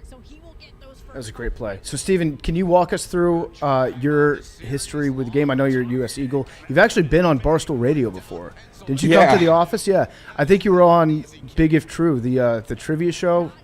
Yeah, that was what it was. What would that have been, like maybe 2 years ago? Me and Danny Barrett came to the office one day. Yeah. So, probably a recurring guest, I think. Is that what that means? No, I guess not. We're not. Well, after this, I will be. You'll be a recurring guest, yeah. But what was your question? Sorry. Just walk us through, like, your history with the game. Like, where did you grow up? When did you start playing it? Yeah, so I grew up around it. My uncle played at UC Davis in the 80s. So he got my whole family into it. We're from Sonoma, which is north of San Francisco. And where I'm from, youth rugby is really big. So there's 4 high school teams in my area. And I didn't start playing competitively until my senior year of high school. But I grew up around it, so I kind of knew what it was like meant to look like. I played in little camps and whatnot. And then went to San Diego State for a year. Played there, and then after my freshman year, got a tryout with the national team, and then dropped out of school a week later, and I'm going into my 11th season now. So it was a pretty fast, like everything happened so fast. I went from like starting to play rugby 18 months later. I was debuting for the national team, and then yeah, it's been 10 years now. It's crazy, time's flown by, but yeah, that's kind of my history. Played a little bit with Ombak in San Diego, in between some injuries. But most of my time playing rugby has been with the sevens team. Oh, let's go team. Go team. Oh, he's so close. You can tell Featherstone just wants the contact. Yeah. Oh, he hasn't touched down yet. He didn't hit him with the okie doke real quick. Team is a wagon. They are. This squad is really good. When you have a leader like Featherstone who has like serious international experience, and then young guys like Jerome Nale, he's played for us before actually. He's capped for us, but he's a really, really good player as well. You guys were down with them in Austin, right? Yeah. We were on the sideline. Max was just screaming team, team, team.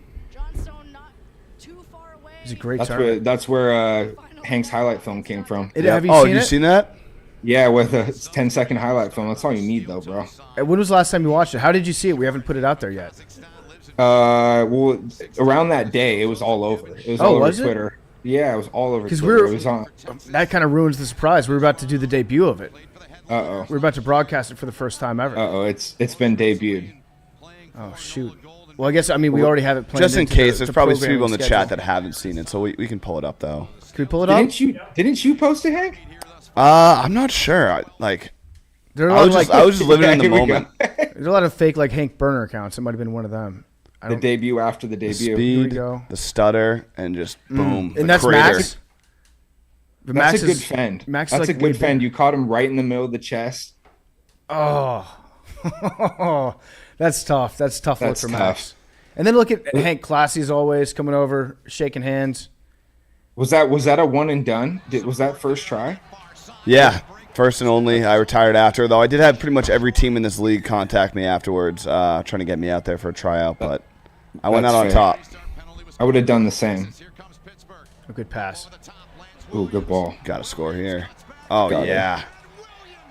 Big Lance. Yeah, Williams is a big dude, huh? Yeah, Lance is a big dude. He plays for the Utah, or he played for the Utah MLR team. Was first team all league this year. He was really good. But he's been with us down in San Diego for the last 5 or 6 weeks, and he's a stud. I mean, he's 240. Yeah, with sevens, you rarely see a guy that's that size that can also get around and move. Because you have to have some speed to your game. Who's the biggest guy that you've ever played sevens against at a high level? Oh, the biggest dude? That's a good question. I mean, Danny was a big dude, but he was on my team, thankfully. Yeah. Yeah. Thankfully, he was my teammate. Who would be the biggest dude? There's been some big dudes the last couple of seasons. Like, there's this guy who plays for New Zealand. Shea Clark is his name. I want to say he's 6'8", probably 225, 230. It's a big dude. Mm-hmm. Can move. Back in the day when I first started playing, the bodies were a lot bigger. Now everyone's a lot more faster and fitter. But back in the day, dudes used to be 6'5", 6'6", 250, 260. Like some of those old Samoan teams from the early 2010s, they had some dudes that were 265, probably 270. Have you ever seen the heavyweight sevens where it's guys that are only 300 pounds and above? No, where do they play that? It's awesome. I want to say it's in Texas. I think it's in Dallas. They do a sevens tournament, and 300-pound guys and up. It's so beautiful. Much fun to watch. It is beautiful, yeah. I need to see that. It's all props. Everyone's just gassed by 2 minutes. Yeah, rolling subs. Guys will give up tries just because they're too tired. They're like, I'd rather you score a point against me than me make an effort right now. Once it gets to those days of rugby, those are the good days, man. The social stuff. Yeah. When was the last time you played? I'm retired right now. I unretire just about every year to come back and play my alumni game. And then I play for 30 minutes, and then I retire again. As long as I make it through there without any injuries, that's really the main goal. So it's been about a year. I pulled a Conor McGregor, retire, get out of the testing pool for a couple years. You can do whatever you want, and then unretire, and you'll be a totally changed human being. Yeah, I mean, physically. I got to get Billy to give me some of the stuff that he's taking. Billy wrote a quite the goodbye blog that came out on Friday. It was nice to see him, crack the knuckles and write 3,000 words. And Well edited. Well edited. At one point in the Goodbye blog where he's talking about his history on Pardon My Take, somehow I found myself reading him discussing what his full supplement stack was. He managed to work that in. It's like a very sad, well-written blog, but then halfway through it's like, and then I take 20 milligrams of glutamine, and I was like, wait, how did I even get here? I have a feeling about 70% of the stuff on that list is prohibited. Probably, yeah. My biggest regret, if people ever ask me, like, what's one regret you have at Barstool, it's letting Billy inject me with research chemicals one time. That was dumb, and I'll never do that again. Oh, knock on. Oh, the end of that last game was crazy, huh? Yeah, that was nuts. What a great kick by Madison to tie it up. You think the team's going to be able to hold this off? It seemed like they were dominating early, but missing that extra That's the thing with conversion. sevens. Like, it's such a game of momentum. It is kind of like NBA in the terms like it has runs. One team will make a run, and then the momentum will shift a bit, and another team will make a run. So if they can get through these next 2 minutes, and if they score a try in these next 2 minutes, they'll be in good shape. But if Steel Toes keep this momentum, it'll be tough to hang on for the rest of this one. They're so good at passing the ball in contact. Like, some guy's tackling you, and you just go over the top, dish it off. That's one thing really about like USA Rugby over the last 6-7 years is the quality of offloading and skills has gone up tremendously. All these guys, I mean, there's a lot of foreigners playing in these tournaments, which is great as well. But a lot of these American dudes, like, their skill set compared to what it would have been maybe 6 or 7 years ago is way better. Let's open up the floor for questions for Stephen Thompson, recurring Barstool radio guest. That was a great move. Yeah, it was. Featherstone, good recovery there. He kind of got trucked for a second, though. He did. He took that personal. Oof. Yeah, see, they score this now. Now this is pressure. Pressure's on. Got to make this conversion. Got Easy. it. The conversion is good, and the Steel Toes break him. Lead it by 2. Here's a look back. Look first of all at this run by Smith, but Are blind passes encouraged? Like, that seemed a little bit reckless right there. That was reckless. That was very reckless. It worked out, though. It's not encouraged. I mean, the thing is, if you're going out of bounds, and, I mean, they're going to get it if you go out of bounds, so you might as well chuck it in a situation like that. Oh, get smoked. This is exactly what happened in Austin. The team gets out to an early lead. Oh, no. That's bad. The fumble? Oh, yeah, knock on. So if it goes forward off your hands. Yeah, it kind of just slipped out of his hands a little bit there. I could have decided the game. Good. It's a turnover? Yep. Yeah, it's a turnover right in the middle of the field inside the 22. What's the strategy in a scrum in sevens? Sometimes it looks like they just kind of stand up and line up, and it's almost a given that you're not going to be able to steal a ball. Yeah, well, it's the scrums nowadays are way they're fully live. But back in the day, we used to just kind of lean in and the ball got fed. But I mean, as an attack, you're just trying to brace really because you just want to get the ball out. As a defense, you're trying to mess up the timing. Ooh, try. Good play, John. As a defense, you're trying to mess up the timing because once the scrum half feeds the ball, he's trying to get his timing to run like he did there. So if you can mess up the timing where he has to slow down for a half second, then he won't get that running head start. Mm-hmm. But it depends on where you are on the field. Sometimes you'll try and blow him off the ball and run him over, but that's really hard to do. But as an attack, you're just trying to brace and don't get pushed backwards essentially. There's little nuances in the scrum of ways that you can angle and if you're the hooker in the middle, you can kind of put your head underneath the other dude's head to try and pop him up a little bit. But 7 scrums are so fast compared to a 15 scrum. That was a big missed kick right there. That was perfect. I mean, that scrum worked out for Pittsburgh exactly how you'd want it to. Yeah. Yeah, the tie's on the floor still. Oh. Ooh. Oh, no. I don't know about that. Yeah, boo. Boo. We got questions in the chat? Why don't they all wear those helmets? Seems like the smart move to do. Well, So but a lot of people like think that those scrum caps like help with concussions, and I mean, to be honest, I don't think they do, but I mean, it's up for debate. But most people wear them to like protect their ears so that they don't get cauliflower ear. Or if you have long hair, like PFT, if you see Featherstone, that's what you'd look like out there if you were throwing it around. But I mean, I had long hair for a little bit playing rugby, and I wore a scrum cap just to keep my hair down. But in terms of, they're also hot. Like you're basically wearing like you're wearing like a piece of cloth on your head if you're running around in that. It gets really hot. So they're pretty uncomfortable. I wore one because I'm a bitch, and I was afraid of getting injured. So that was my strategy behind it. You're right, though. I don't think that it helps. I mean, some people say it do. Some people say it doesn't. I mean, it's literally like it's like a quarter inch of padding. It's not like it's a football helmet where you have a whole like shock system in there. Yeah. What's up with the noodles? Oh, yeah, noodle bags. Ooh, noodle bags. We're getting a shout out for them. We need to get you guys some custom pairs. You said, what are they? Yeah. They're, I mean, what everyone would know them as is like Speedos, but they have different designs and stuff like that. They're really popular in the rugby world. Like a lot of these dudes will be wearing like them underneath their shorts. I like that, noodle bags. I've heard them called budgie smugglers. Yeah, Budgies is the Australian brand, and then like a San Diego or a guy in San Diego started them here in America called Noodle Bags, and they're pretty big now, but they're really popular in the rugby world. But it's just a little Speedo with the designs. I'll get you guys some custom pairs. Hell yeah! I think a budgie isn't a budgie. What size like, are you, Hank? He's small, double X, extra triple small. X, yeah. If we're talking Speedo size, extra small. Kids.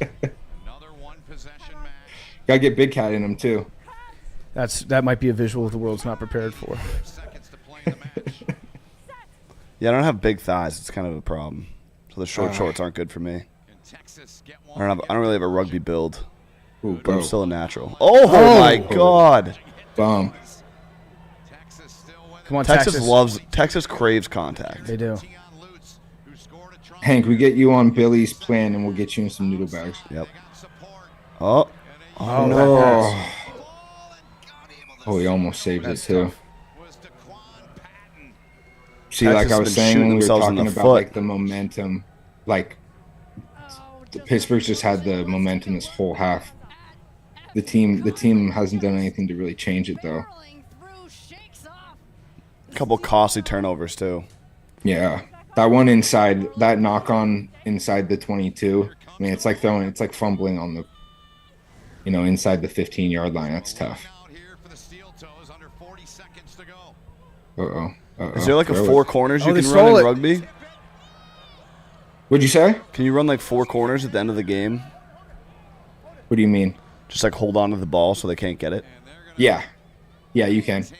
We've done it before. There's been like a minute left in a game, and we'll just basically just like pass it close to each other and get tackled, and then go over to protect it just to like bleed clock and keep the ball.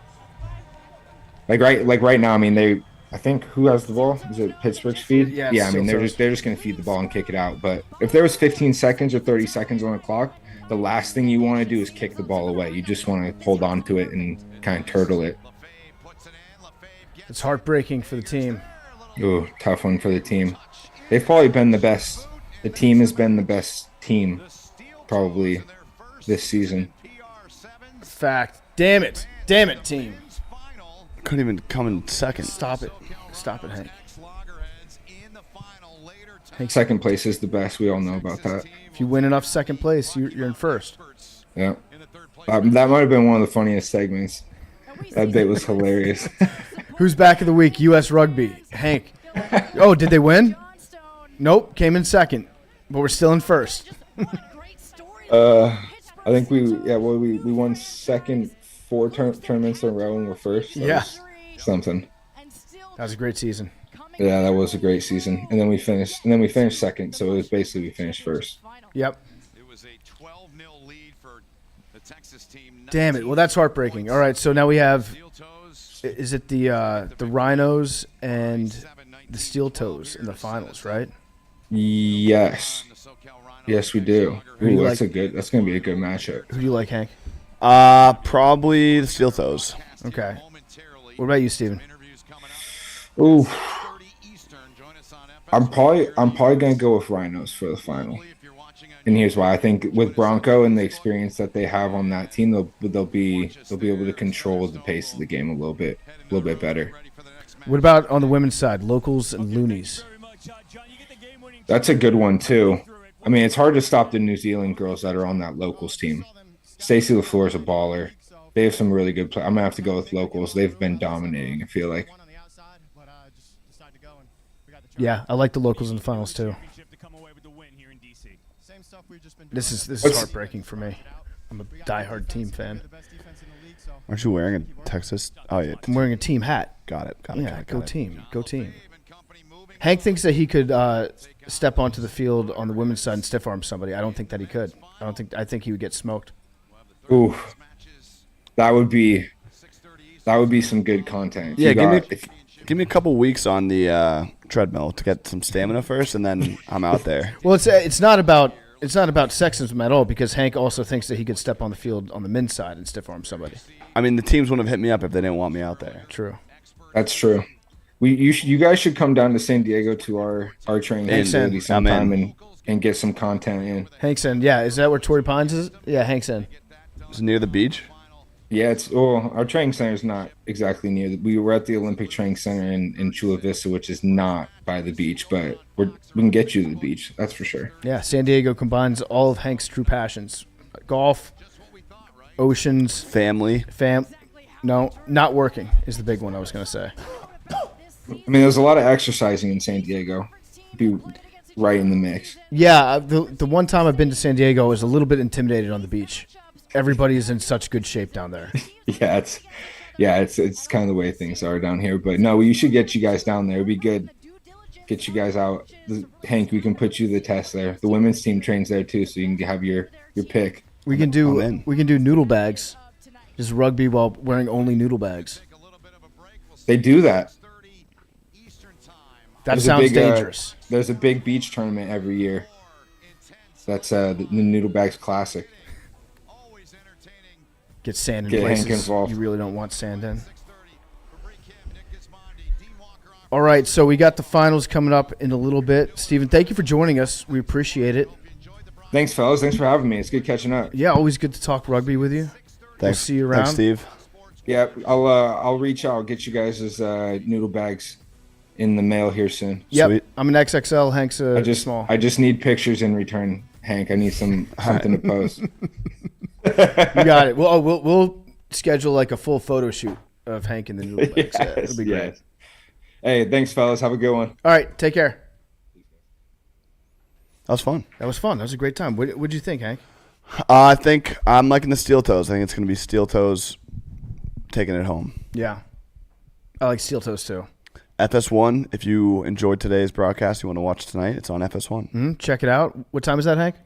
I believe it starts at 7 Eastern. Okay, Hank's been getting bodied by time zones recently. Yeah, it's been tough in Chicago. I got to keep in mind that everything people tell me is actually an hour ahead.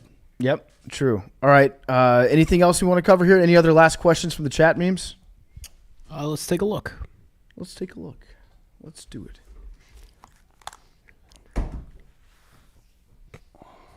Memes says he's doing one of those things where it's like it's a question that I can't ask. Yep. You should ask those questions.